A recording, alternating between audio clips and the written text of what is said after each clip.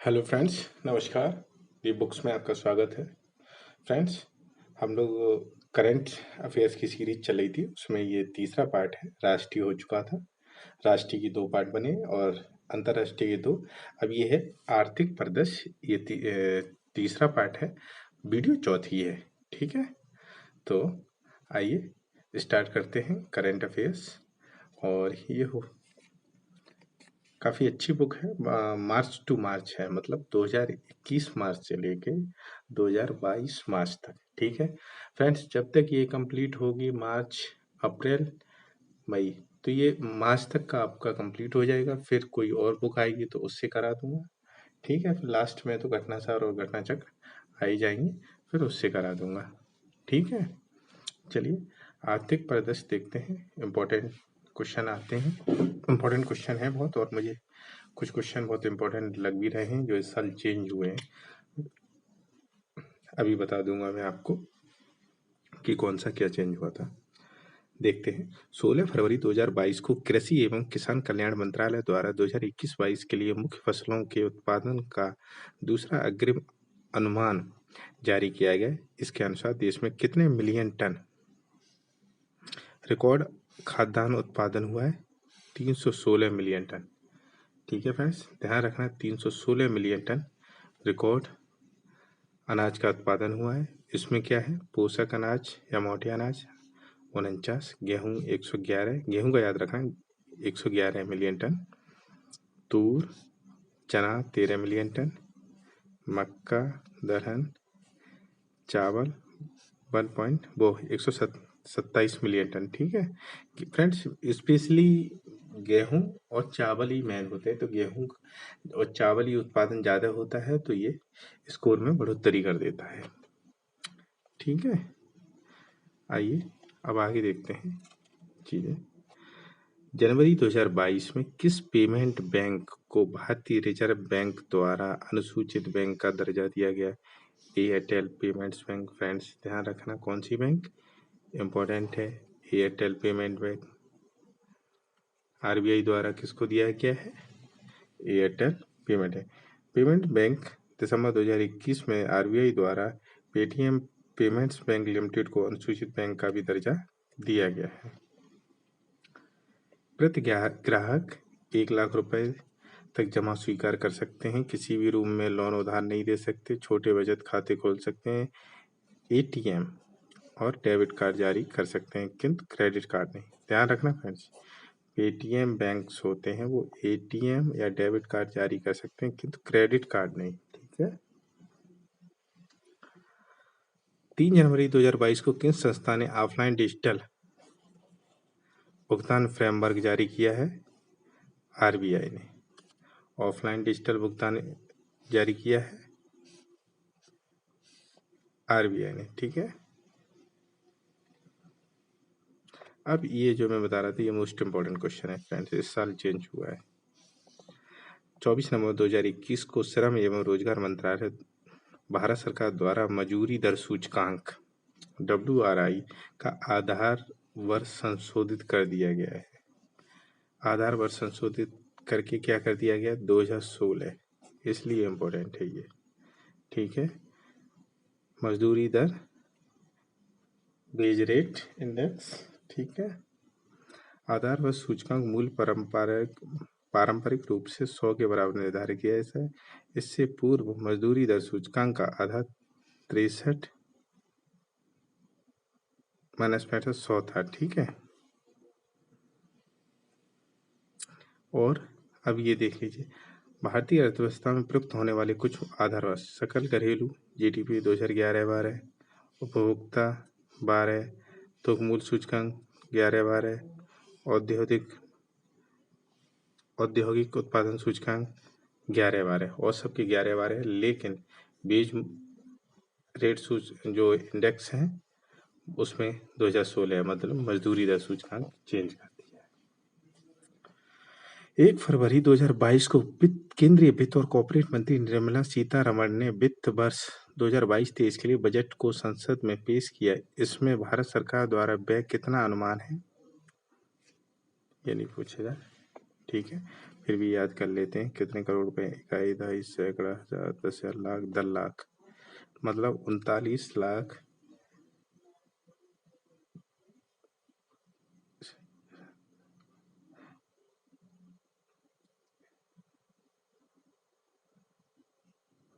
तो 39,44,909 करोड़ रुपए हैं। ठीक है, 39,44,909 करोड़ रुपए हैं, ये नहीं आएगा। अब ये देखिए, बजट 2023 में राजकोषीय घाटा अनुमानित है 6.4। ध्यान रखना फ्रेंड्स, ये आजकल क्वेश्चन आता है।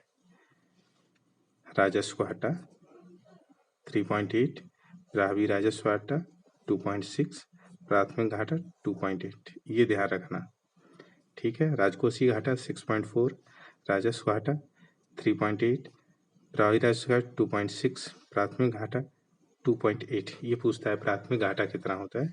ठीक है, भारत में केंद्रीय बजट 2022-23 में भारत की आर्थिक वृद्धि दर कितने प्रतिशत अनुमानित है? 9.2, याद रखना।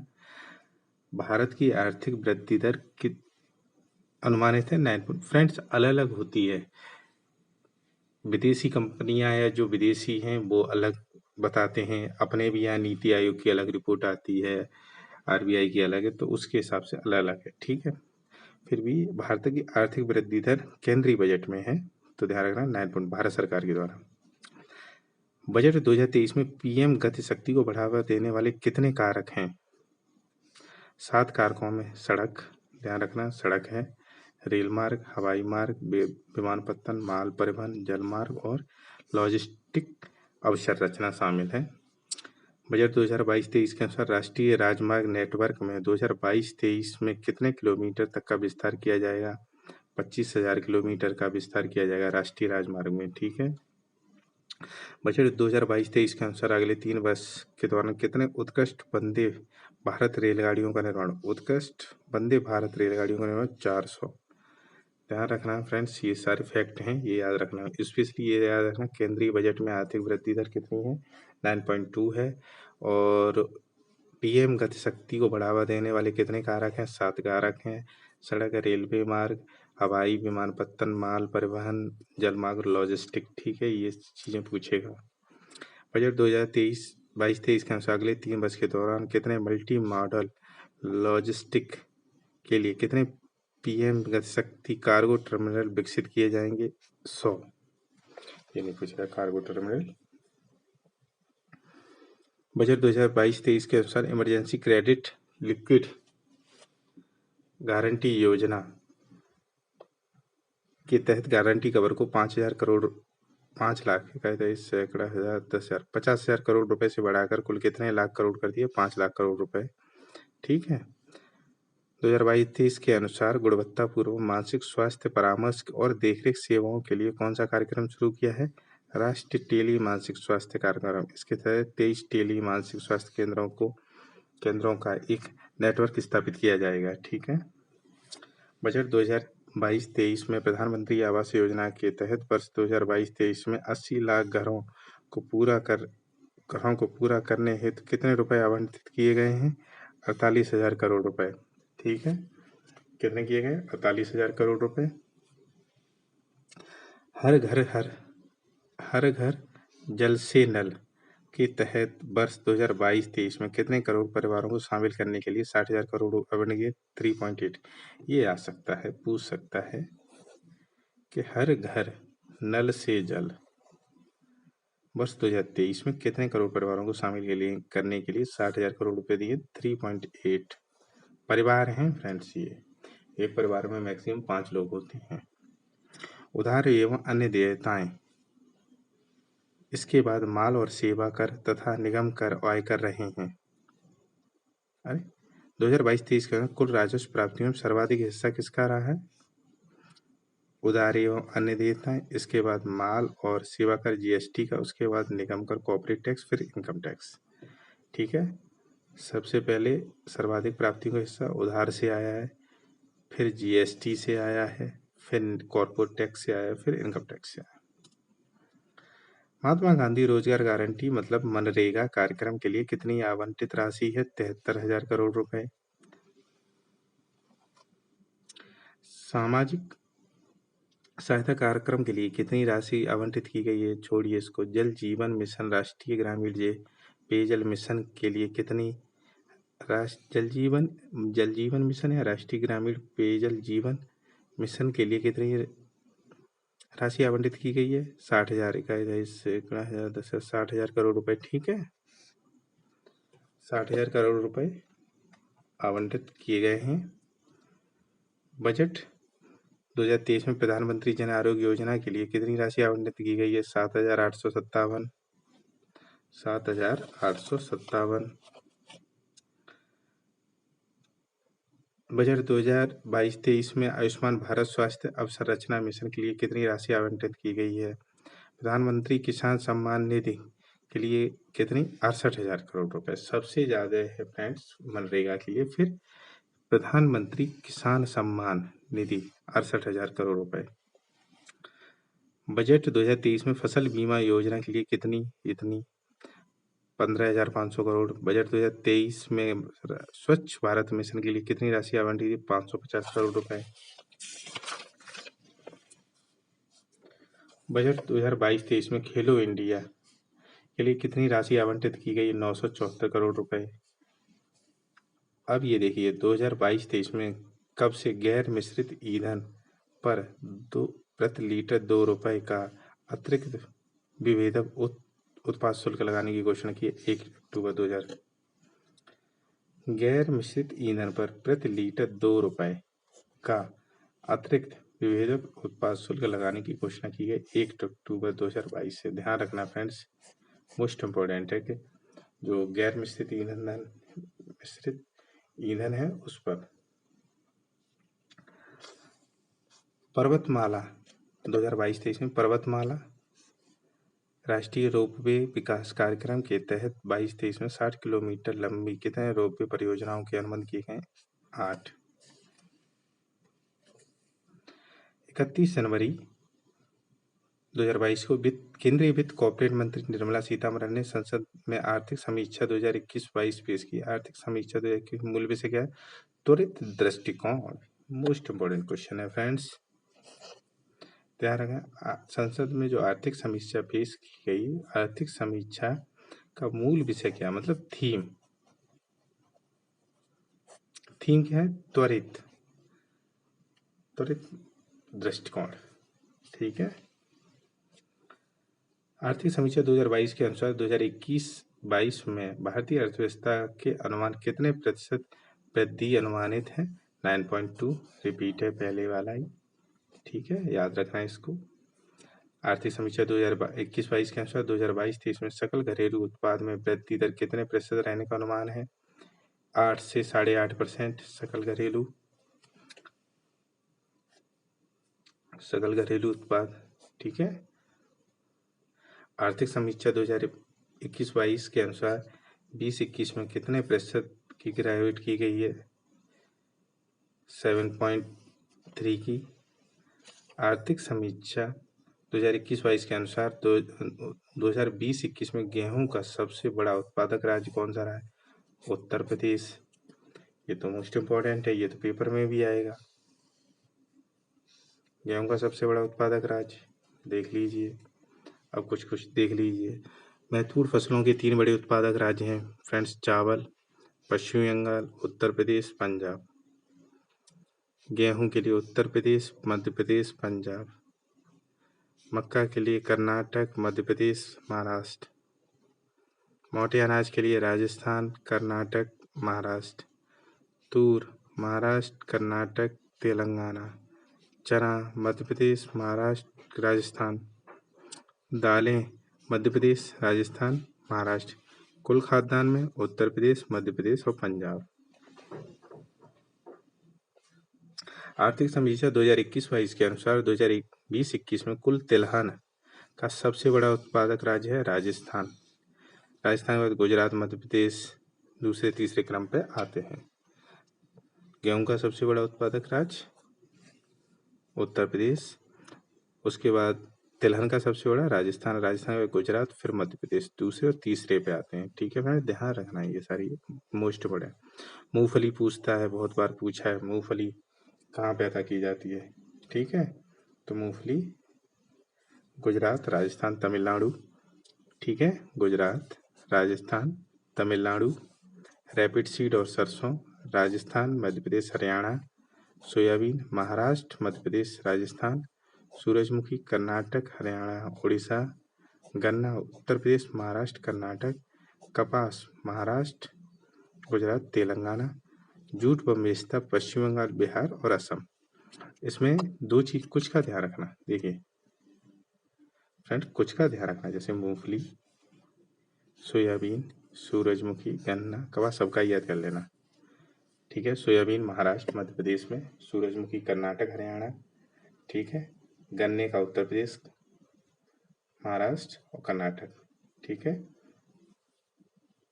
अब आइए देखते हैं आर्थिक समीक्षा 2021-22 के अनुसार वर्ष 2021-22 में कृषि और संबंधित क्षेत्रों में कितने प्रतिशत वृद्धि का अनुमान है? 3.9%।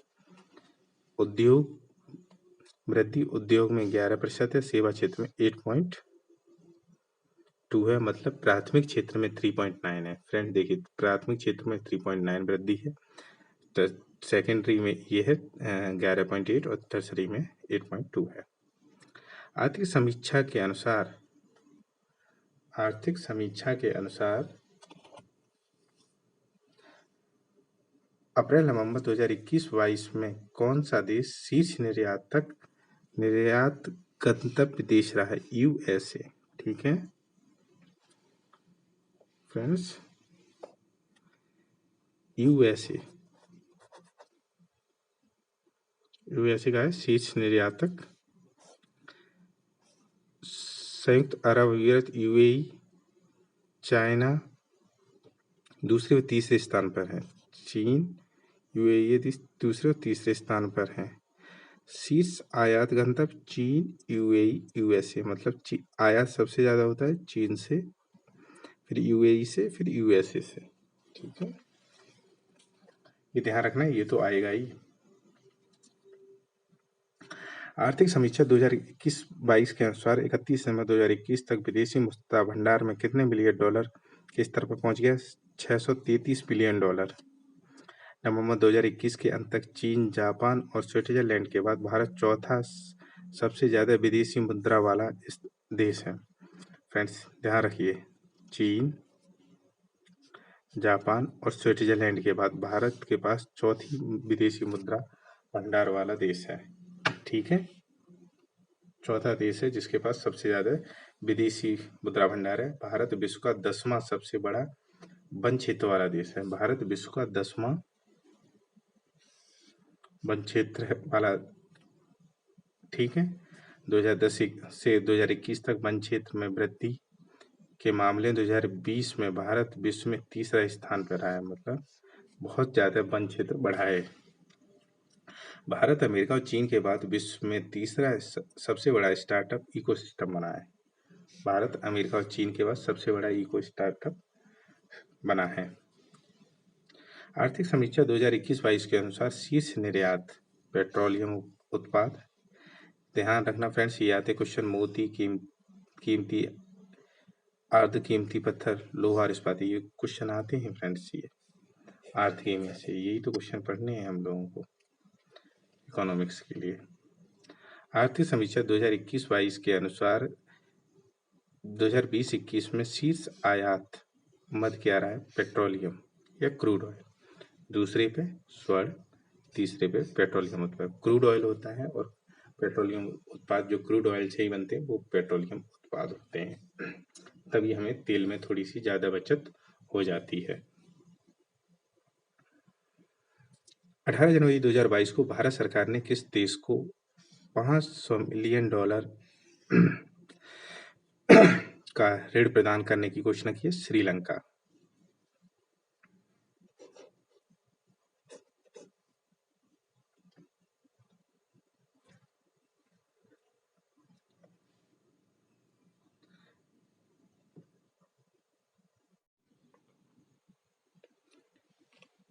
तेरह जनवरी 2022 को संयुक्त राष्ट्र द्वारा विश्व आर्थिक स्थिति एवं संभावनाएं 2022 नामक रिपोर्ट जारी की गई। इसके अनुसार 2021 में भारत की जीडीपी का प्रतिशत कितने प्रतिशत आंकी गई थी? 9%। ठीक है।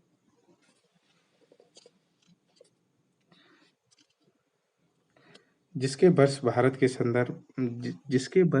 संदर्भ में 2022 में 6.7%, जीडीपी कितने प्रतिशत आंकी? 9%, 22 में 6%, 23 में 6.1% रहने का अनुमान है।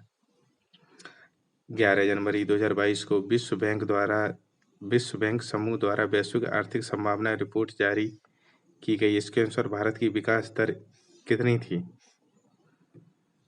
वैश्विक आर्थिक संभावना रिपोर्ट जारी गई विश्व बैंक के द्वारा। इसके अनुसार भारत की विकास दर कितनी थी? 8.3।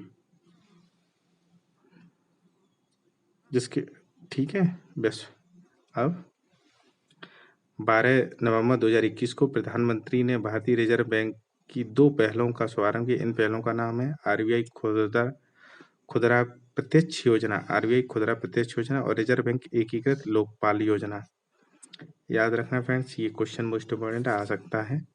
आरबीआई की 2 पहलों, आरबीआई खुदरा प्रत्यक्ष योजना, आरबीआई बैंक एकीकृत लोकपाल योजना।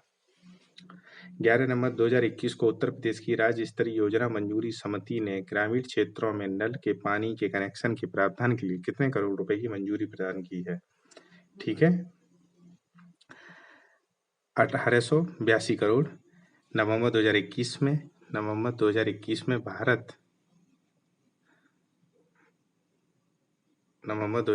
में भारत ने किस देश के साथ नवाचार को बढ़ावा देने और दोनों देशों के छोटे और मध्यम आकार के फर्मों द्वारा दोहरे उपयोग वाली प्रौद्योगिकी का विकास को गति देने के लिए समझौता किया? इजराइल के साथ, टेक्नोलॉजी के साथ। ठीक है। 8 नवंबर 2021 को दिल्ली सरकार ने विभिन्न कार्यक्रमों का लाभ श्रमिकों को देने के लिए कौन सी योजना शुरू की है? श्रमिक मित्र। दिल्ली की योजना कौन सी है? श्रमिक मित्र। इंपॉर्टेंट है फ्रेंड्स दिल्ली।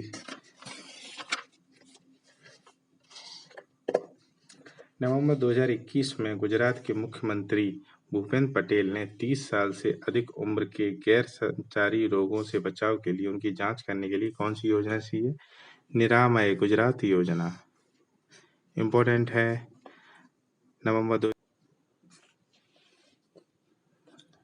नवंबर 2021 में किसानों को पारदर्शिता के साथ गुणवत्तापूर्ण बीज उपलब्ध कराने के लिए किस राज्य सरकार ने उत्तम बीज पोर्टल की शुरुआत की है? हरियाणा सरकार ने।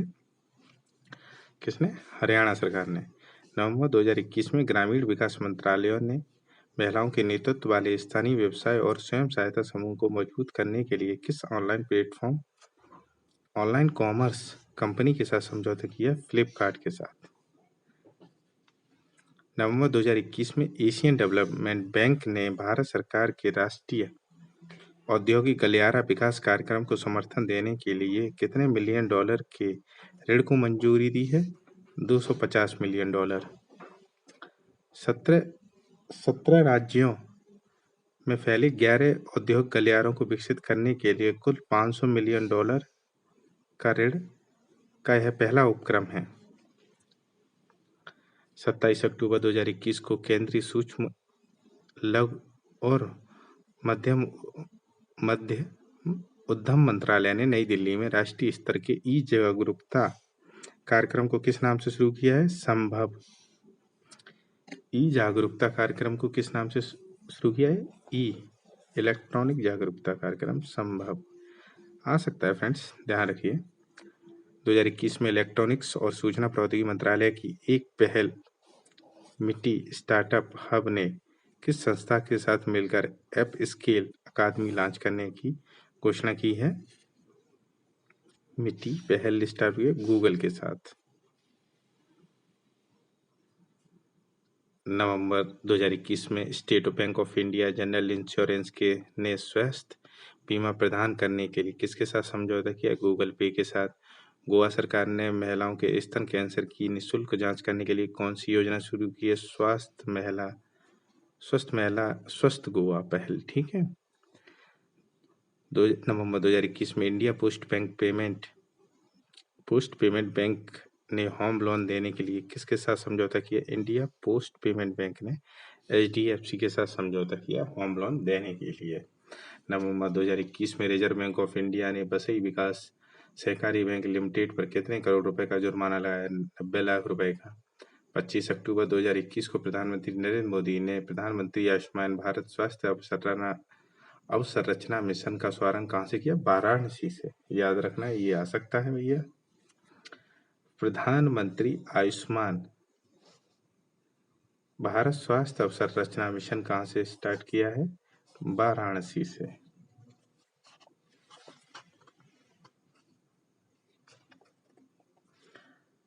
अक्टूबर 2021 में उत्तर प्रदेश ने 9 मेडिकल कॉलेजों का उद्घाटन किया है प्रधानमंत्री नरेंद्र मोदी के द्वारा। ठीक है।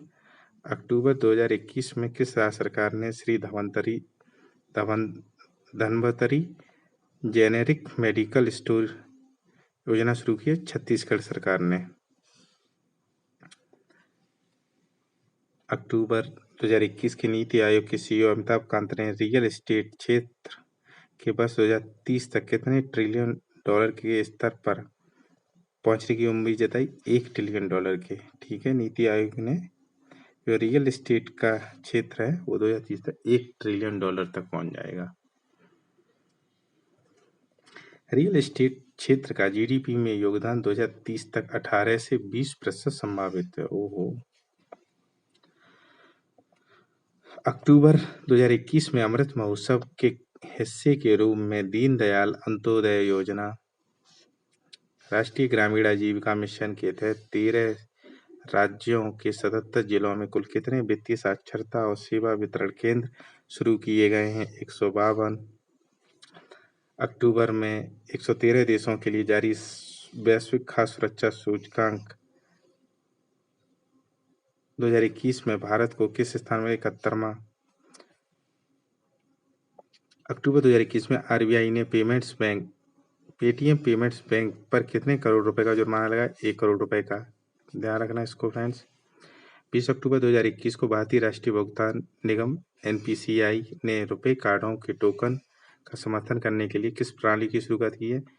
NPCI tokenisation system. Card tokenisation यह एक ऐसी प्रक्रिया है जो एक कार्ड वितरण जैसे कि इसकी संख्या और CVV के बदले इंक्रिप्टेड एल्गोरिथमिक रूप से जनरेटेड टोकन के साथ साथ लेन-देन को सक्षम करती है। अक्टूबर 2021 में भारत ने 3.1 मिलियन लीटर उच्च गुणवत्ता वाले गैर हानिकारक नैनो नाइट्रोजन तरल उर्वरक की पहली खेप किस देश को भेजी है? श्रीलंका को। श्रीलंका को और क्या दिया है? $500 का ऋण दिया है और नैनो नाइट्रोजन उर्वरक की एक खेप भेज दी है। 31 अक्टूबर 2021 में जारी Mercer CFA global pension index सर्वेक्षण में भारत दुनिया भर में 74 पेंशन प्रणालियों में से किस स्थान पर रहा है? 40 में। अक्टूबर 2021 में किस राज्य सरकार ने मुख्यमंत्री राशन आपके द्वार योजना को आरंभ किया है? मध्य प्रदेश सरकार ने। ध्यान रखना फ्रेंड्स, राशन आपके द्वार। अक्टूबर 2021 में भारत और इजराइल, अमेरिका, UAE ने आर्थिक साझेदारी को बढ़ाने के लिए किस मंच की स्थापना पर सहमति व्यक्त की है? संयुक्त आर्थिक मंच। अक्टूबर 2021 में क्रेडिट रेटिंग एजेंसी क्रिसिल की रिपोर्ट के अनुसार चालू वित्त वर्षों में बैंकों का सकल NPA बढ़कर कितने प्रतिशत हो जाएगा? 8 से 9%। अक्टूबर 2021 में 1 ट्रिलियन रुपयों का बाजार पूंजीकरण को प्राप्त करने वाली 9वीं सार्वजनिक क्षेत्र की इकाई बन गई है Indian railway catering and tourism IRCTC। ये ध्यान रखना फ्रेंड्स। अक्टूबर 2021 में 1 ट्रिलियन रुपए के बाजार पूंजीकरण को प्राप्त करने वाली 9वीं सार्वजनिक क्षेत्र की इकाई बन गई है IRCTC। अक्टूबर 2021 में केरल के किस आम और मिर्च को भौगोलिक संकेत प्रदान किया गया? कुट्टी अट्टूर आम को जो कन्नौज जिला का, एडूर मिर्च को जो मलप्पुरम जिला में है। ठीक है, हाल में ही जो जीआई टैग मिले हैं उनको, रटौल आम उत्तर प्रदेश, कन्याकुमारी लौंग तमिलनाडु, करुपुरम कलमकारी पेंटिंग तमिलनाडु, कल्चा कल्ला कुछ कुर्ची लकड़ी कल्ला कुर्ची लकड़ी की नक्काशी तमिलनाडु, जुडिमा असम, सोजत मेहंदी राजस्थान, चिन्नौर चावल मध्य प्रदेश। ठीक है, चिन्नौर चावल मध्य प्रदेश, लाहौली मोजे और दस्ताने हिमाचल प्रदेश, चंबा चप्पल हिमाचल प्रदेश और मनस्यारी राजमा उत्तराखंड। अक्टूबर 2021 में केंद्र सरकार ने कितने PM Mitra mega integrated textile reason and April पार्कों की स्थापना को मंजूरी दी है? 7 पीएम मित्र पार्कों की स्थापना की मंजूरी दी है प्रधानमंत्री नरेंद्र मोदी ने। अक्टूबर 2021 में किस सोशल टोकन ऐप ने मुंबई में पहला क्रिप्टो टोकन गिरी का आवरण किया? चिंगारी सोशल किस सोशल टोकन ऐप ने मुंबई में अपना पहला क्रिप्टो टोकन गारी का अनावरण किया? चिंगारी सोशल टोकन ऐप ने। अक्टूबर 2021 में यूरोपीय संघ ने पहला ग्रीन बॉन्ड जारी किया है, next generation you green bond. ठीक है, 16 अक्टूबर 2021 तक उत्तर प्रदेश के किस जिले में हुनर हाट का आयोजन किया गया? रामपुर जिले में। जारी वैश्विक भुखमरी सूचकांक में 116 देशों में से भारत का कौन सा स्थान है? 101वां। भुखमरी सूचकांक में 101वां। अक्टूबर 2021 में किस सार्वजनिक क्षेत्र की कंपनी को 11वां महारत्न दर्जा दिया है? PFCL। ठीक है, मोस्ट इम्पोर्टेंट है, 11 महारत्न कंपनी हो गई है, PFCL को मिला है public power finance corporation limited. 13 अक्टूबर 2021 को प्रधानमंत्री, ये तो पुरानी वीडियो में भी ये क्वेश्चन थे। ठीक है, 13 अक्टूबर 2021 को प्रधानमंत्री नरेंद्र मोदी ने नेशनल इंफ्रास्ट्रक्चर मास्टर प्लान प्रधानमंत्री गति शक्ति योजना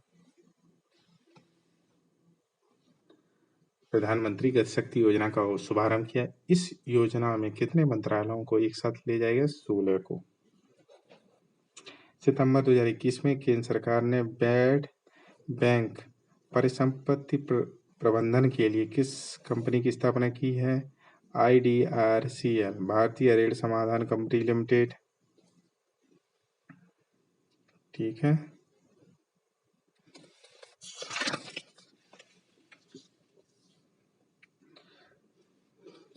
सितंबर 2021 में नार्दर्न कोलफील्ड्स लिमिटेड कहां पर 75 फुलवारी केंद्र को खोलने की तैयारी कर रहा है? 75 फुलवारी केंद्र सिंगरौली मध्य प्रदेश। ठीक है, कहां पर?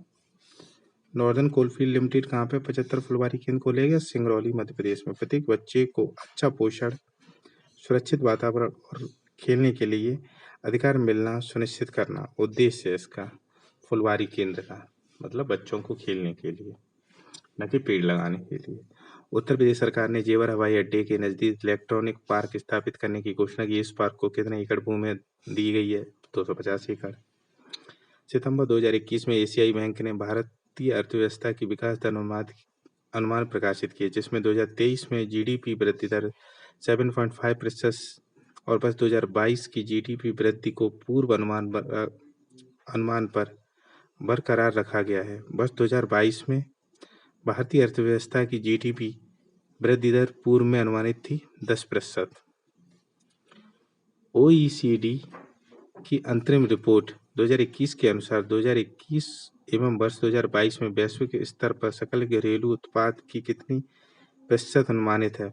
5.7% 2021 में और 4.5% 2022 में।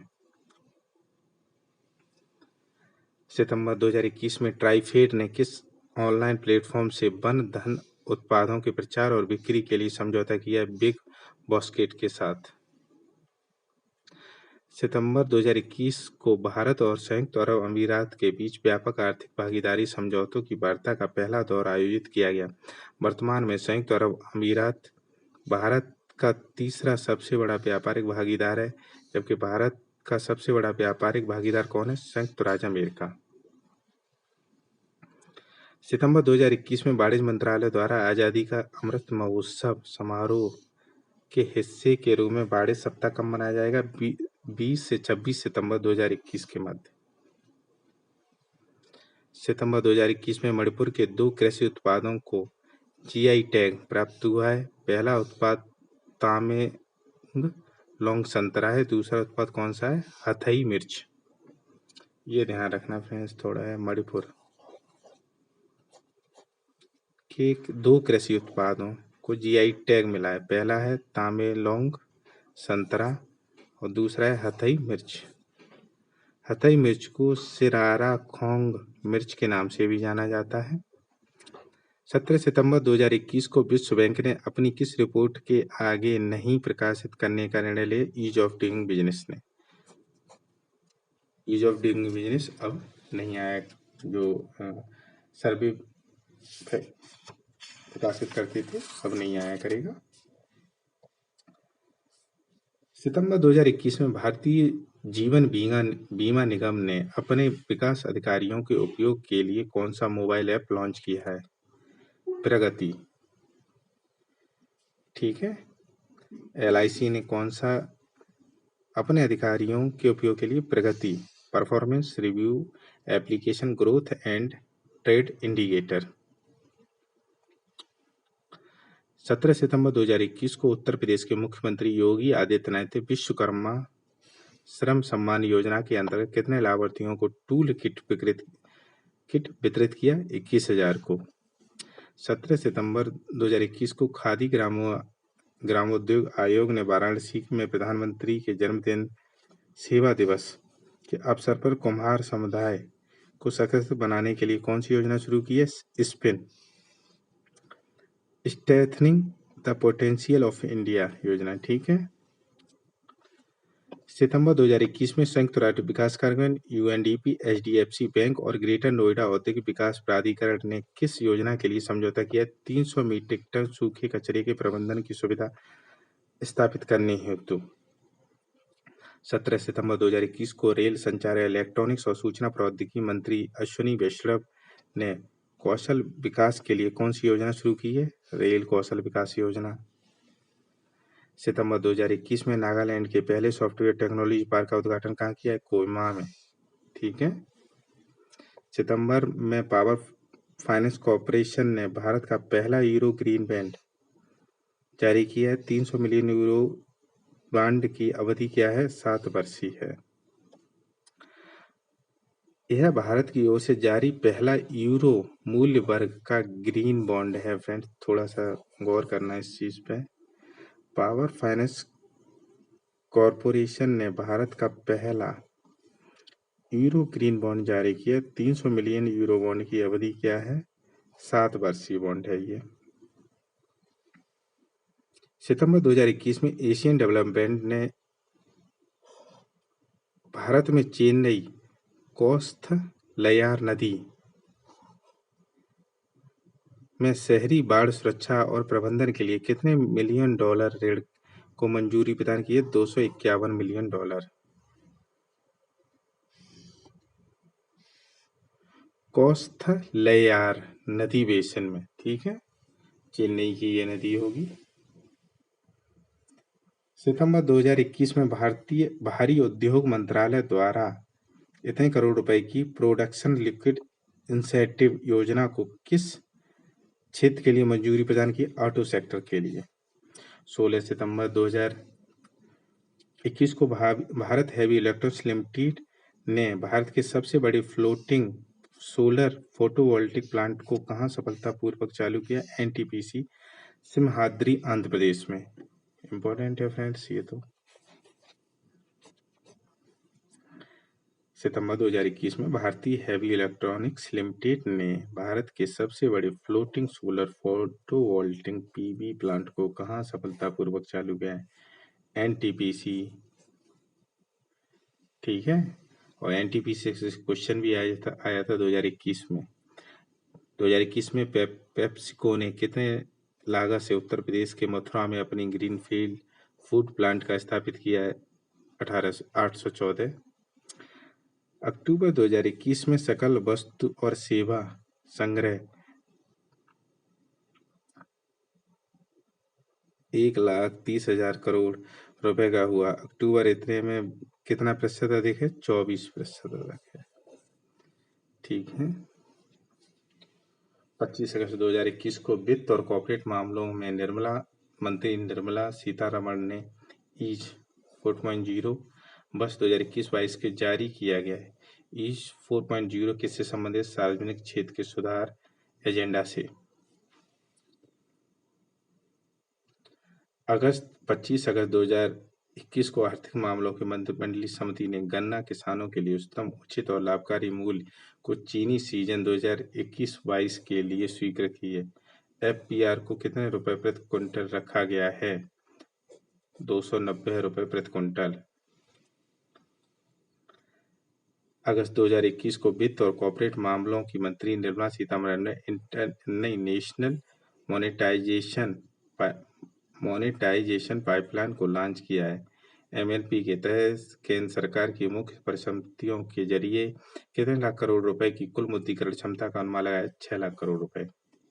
4 अगस्त 2021 को केंद्र सरकार ने किस योजना को 1 अप्रैल 2021 से लेकर 31 मार्च 2026 तक जारी रखने की मंजूरी प्रदान की है? समग्र शिक्षा योजना। इंपॉर्टेंट है फ्रेंड्स। 4 अगस्त 2021 को केंद्र सरकार ने किस योजना को 1 अप्रैल 2021 से 31 मार्च 2026 तक जारी रखने की मंजूरी प्रदान की है? समग्र शिक्षा योजना। फिर है 2 अगस्त 2021 को केंद्र सरकार ने लोकसभा को डीजल में बायोडीजल के सम्मिश्रण प्रतिशत के बारे में सूचित किया। वर्तमान में डीजल बायोडीजल का सम्मिश्रण कितना है? 0.1% से कम, 0.1% से कम। ध्यान रखना फ्रेंड्स, बायोडीजल जो डीजल में लाया जाता है, वर्तमान में डीजल में बायोडीजल का मिश्रण कितना है? 0.1%। मोस्ट इंपॉर्टेंट है, जुलाई 2021 में पेट्रोल में इथेनॉल का सम्मिश्रण 8% है। इथेनॉल का कितना है? जुलाई 2021 में कितना है? 8%। अगस्त 2021 में जारी की गई 2021 फॉर्च्यून ग्लोबल 500 की सूची में रिलायंस इंडस्ट्रीज लिमिटेड 59 स्थान से किस स्थान पे आ गिरी है? 155वें स्थान पर। फॉर्च्यून ग्लोबल जो 500 जो जारी करता है रैंकिंग, वो है। पहला स्थान किसका है? बालमार्ट का। ध्यान रखना, पहला स्थान किसका है? बालमार्ट का। और जो अंबानी रिलायंस इंडस्ट्री है 155वें स्थान पे आ गिरी है। स्टेट बैंक 205 पे है। इंडियन ऑयल कॉर्पोरेशन 212 पे है। ओएनजीसी 243 पे है। राजेश एक्सपोर्ट 348 पे। टाटा मोटर्स 357वें स्थान पे। भारत पेट्रोलियम 394वें स्थान पे। नोट, इस वर्ष सूची में भारत 7 कंपनियां स्थान बना पाई हैं। ध्यान रखना। 2 अगस्त 2021 को उत्तर प्रदेश कैबिनेट ने कोविड-19 के अलावा अन्य कारणों से अपने माता पिता को खो देने वाले 8 वर्ष से कम उम्र के बच्चों को उत्तर प्रदेश मुख्यमंत्री बाल सेवा योजना के तहत कितने रुपए वित्तीय सहायता प्रदान की गई है? 2,500 रुपए दिए जाएंगे। अच्छी बात है ये तो। 8वें आवधिक श्रम बल सर्वेक्षण के अनुसार जुलाई सितंबर के दौरान बेरोजगार की दर क्या थी? 13%। उत्तर प्रदेश में बेरोजगारी की दर कितनी है? 13%। 1 अगस्त 2021 को हल्दीबाड़ी चिलाहाटी रेल लिंक के माध्यम से पत्थर के टुकड़े लेकर बांग्लादेश जाने वाली पहली मालगाड़ी अलीपुरद्वार मंडल के किस स्टेशन पर रवाना किया गया है? डामडिम स्टेशन से।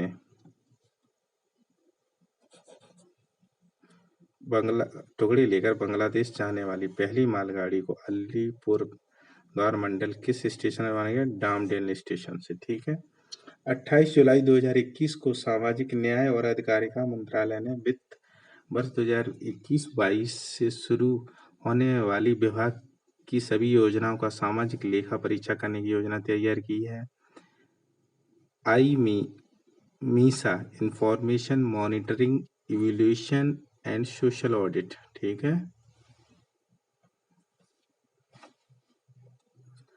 फिर है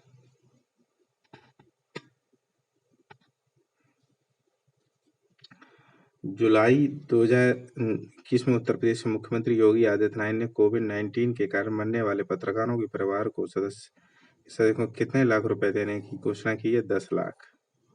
पत्रकारों को 10 लाख। ठीक है। 28 जुलाई 2021 को भारतीय रिजर्व बैंक ने गोवा के किस सहकारी बैंक का लाइसेंस संस्थागत विफलता के कारण रद्द कर दिया? मडगांव शहरी सहकारी बैंक लिमिटेड का। ठीक है।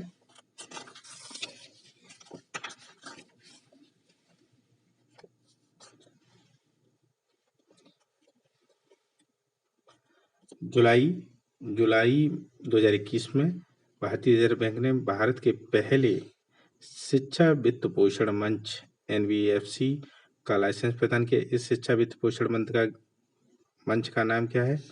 ज्ञान धन। वर्ष 2021 में 1 करोड़ फास्टैग जारी करने वाला देश का पहला बैंक कौन सा बना? Paytm payments bank. Most important है ये तो। ठीक है। फास्टैग आजकल चल रहा है। ठीक है फ्रेंड्स, फास्टैग किस सन से लागू हुआ है? प्लीज कमेंट करके बताइए। 26 जुलाई 2021 को असम के मुख्यमंत्री हेमंत बिस्वा शर्मा ने कहां पर बांस औद्योगिक पार्क की आधारशिला रखी है? मंदरडिसा। ठीक है। जुलाई 2021 में अंतर्राष्ट्रीय मुद्रा कोष ने वित्त वर्ष 2021-22 के लिए भारत के विकास अनुमान को 12% से घटाकर कितना कर दिया? 9.5%। 9.5%। जुलाई 2021 को CII की Indian green building council green cities platinum rating प्राप्त करने वाला भारत का पहला विशेष क्षेत्र कौन सा है? कांडला विशेष क्षेत्र है। जुलाई 2021 में एशियाई बैंक ने चालू वित्त वर्ष 2021-22 के लिए भारत के आर्थिक विकास के अनुमान को पहले के अनुमानित 11% से घटाकर कितना किया? 10%। 18 जुलाई 2021 को भारत और नेपाल के बीच 34.50 किलोमीटर लंबे रेलखंड का सफल परीक्षण किया गया है। भारत और नेपाल के बीच यह रेलखंड कहाँ से कहाँ तक है? जयनगरी मधुबनी बिहार से कुर्था महोत्तरी नेपाल तक। फ्रेंड्स मोस्ट इम्पोर्टेंट है ये तो, याद रखिए आप। भारत और नेपाल के बीच रेल चलाई गई है, 34.5 किलोमीटर है। यह जयनगर मधुबनी बिहार से कुर्था महोत्तरी नेपाल तक है। यह रेलखंड भारत नेपाल मैत्री परियोजना के तहत चला गया है। 14 जुलाई 2021 को देश का पहला ATM अनाज पायलट प्रोजेक्ट तौर पर कहाँ स्थापित किया गया? फर्रुखनगर गुरुग्राम हरियाणा में। ठीक है। ये पुराना क्वेश्चन है। जुलाई 2021 में NTPC रिन्यूएबल एनर्जी लिमिटेड की घोषणा के अनुसार यह भारत का सबसे बड़ा सोलर पार्क कहाँ स्थापित करने जा रही है? कच्छ के रण में। NTPC कहाँ स्थापित करने जा रही है? रण के कच्छ में।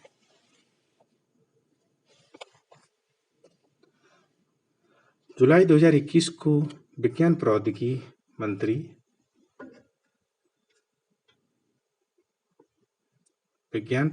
मंत्री जितेंद्र सिंह ने नीली अर्थव्यवस्था के लक्ष्य की घोषणा की कि डीप ओशन मिशन महासागर संसाधनों के माध्यम से कितने अरब रुपए का लक्ष्य नीली अर्थव्यवस्था के लिए तय किया गया? 100 अरब रुपए। जुलाई 2021 में भारतीय रिजर्व बैंक ने व्यक्तिगत निवेशकों को सहकारी प्रतिभूतियों में निवेश की सुविधा के लिए वन स्टॉप समाधान शुरू किया गया। इस समाधान का नाम क्या है? RBI रिटेल डायरेक्ट सुविधा। 5 जुलाई 2021 को खादी और ग्रामोद्योग आयोग ने कहाँ पर प्रोजेक्ट बोल्ड शुरुआत की है? Bamboo oasis on land in drought. ध्यान रखना, उदयपुर राजस्थान। किसने स्टार्ट की है? खादी एवं ग्रामोद्योग ने। Bold, bamboo oasis on land in drought. 3 जुलाई 2021 को सूक्ष्म लघु मध्यम उद्योग मंत्री नितिन गडकरी ने किस व्यापार को एमएसएमई के दायरे में लाने की घोषणा की है? खुदरा और थोक व्यापार को। 9 जून 2021 को आर्थिक मामलों के मंत्रिमंडल समिति ने खरीफ सत्र 2021-22 के लिए खरीफ फसलों के लिए न्यूनतम मूल्य की घोषणा की। पिछले 2021 की तुलना में सबसे अधिक वृद्धि तिल के न्यूनतम समर्थन मूल्य की गई है, जो कितने रुपए क्विंटल बढ़ाई गई है? 452।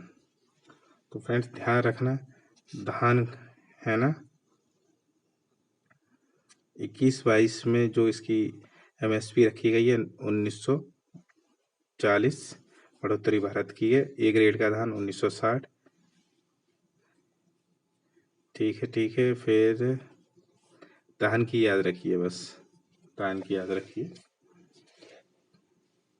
जून 2021 में केंद्र सरकार ने सौर एवं पवन स्रोतों से उत्पन्न बिजली के प्रसारण और अंतरराज्यीय ट्रांसमिशन सिस्टम शुल्क के छूट को 30 जून 2023 से बढ़ाकर कितना कर दिया? 29 जून 2025 तक।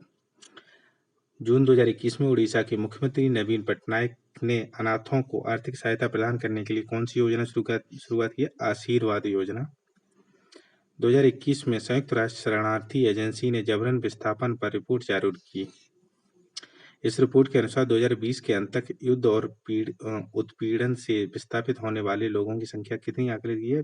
82 मिलियन। यार इम्पोर्टेंट है ये, ध्यान रखिए आप, ये भी इम्पोर्टेंट है। मुख्यमंत्री नवीन पटनायक ने अनाथों की आर्थिक सहायता आशीर्वाद से करेंगे। और संयुक्त राष्ट्र शरणार्थी एजेंसी ने जबरन विस्थापन रिपोर्ट जारी की है, इसमें 82 मिलियन है लोग, ठीक है, जो युद्ध और उत्पीड़न से विस्थापित हुए। जून 2021 में केंद्र सरकार ने डीएपी की एक बोरी पर 700 रुपए की सब्सिडी बढ़ा दी है। वर्तमान में किसानों को प्रति बोरी कितने रुपए की सब्सिडी प्राप्त होगी? 1200 रुपए प्रति बोरी। पूर्व में है 500 थी। अरे यार इतनी डीएपी तो बहुत तेज आती है।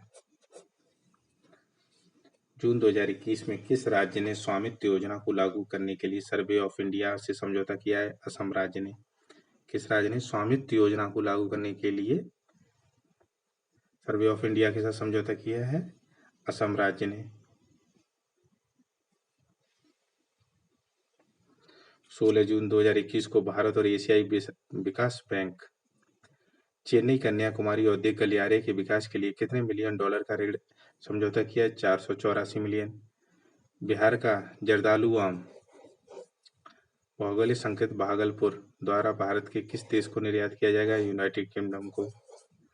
बिहार का जर्दालू आम, ध्यान रखना है, किसको? यूनाइटेड किंगडम को। भारत का पहला अंतरराष्ट्रीय समुद्री सेवा क्लस्टर कहाँ खोला जाएगा? गिफ्ट सिटी गुजरात में।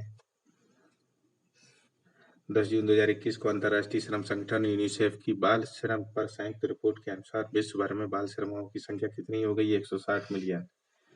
विश्व भर में बाल श्रमिकों की संख्या कितनी हो गई है? 160 मिलियन। मोस्ट इम्पोर्टेंट है। 2 जून 2021 में इकोनॉमिस्ट इंटेलिजेंस यूनिट द्वारा विश्व के सबसे निवास योग्य शहरों की सूची जारी की गई है। इस सूची में विश्व का कौन सा सर्वश्रेष्ठ शहर है? Auckland, New Zealand. जून 2021 में भारतीय रिजर्व बैंक ने लघु उद्योग विकास बैंक सिडबी को विशेष तरलता सुविधा के अंतर्गत कितने करोड़ रुपए दिए? 16,000। 24 मई 2021 को वाणिज्य एवं उद्योग मंत्रालय द्वारा जारी आंकड़ों के अनुसार संयुक्त राष्ट्र अमेरिका किस देश के पीछे करते हुए भारत में एफडीआई का दूसरा सबसे बड़ा स्रोत बन गया है? मॉरिशस। फ्रेंड्स ये थोड़ा दोबारा पढ़ लेते हैं, ये इम्पोर्टेंट है। मई 2021 को वाणिज्य उद्योग मंत्रालय द्वारा जारी आंकड़ों के अनुसार संयुक्त राज्य अमेरिका किस देश को पीछे करते हुए भारत एफडीआई का दूसरा सबसे बड़ा स्रोत बन गया है? भारत में एफडीआई का दूसरा सबसे बड़ा स्रोत कौन सा है? मॉरिशस। भारत ने वित्त वर्ष 2021 के दौरान अब तक सर्वाधिक 81, अब तक सबसे ज्यादा 81.72 अमेरिकी डॉलर का कुल एफडीआई आकर्षित किया है। भारत में शीर्ष 3 निवेशक हैं: संयुक्त राज्य अमेरिका, सिंगापुर, यूएसए और मॉरिशस।